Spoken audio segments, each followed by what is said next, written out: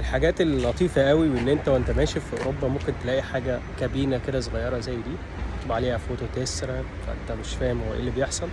ولكن هي دي زي المصور فوتوغرافر اللي انت بتحتاجه مثلا لما تروح تعمل صورة البطاقة، الباسبور، الحاجات اللي هي الصورة الصغيرة دي. فانت هنا بتدخل جوه الكابينة دي، تلاقي وشك قدام الكاميرا وتدوس وتختار وعايز كام صورة بتاع، في الغالب من 5 يورو ل 10 يورو يعني على حسب عدد الصور. تعالوا نخوض التجربة سوا يعني. اهو انا كده دخلت جوه الكابينة دي.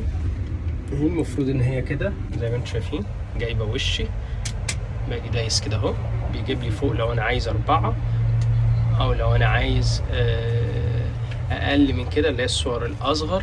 وهنا الكارت علشان لو هدفع، وهنا لو انا هدفع، هنا لو هدفع بالكارت بتاعي، هنا لو هدفع بال اللي هي الجنيهات يعني. اهو مصورينها لكم اهو، بتدوس هنا علشان خلاص تاخدهم، ترفع كده الجنيه وبس. هي دي الفكرة كلها. بتستنى شوية وبعدين بتيجي هنا فاتحة، تيجي مطلع لك ايه الصور بتاعتك من هنا كده.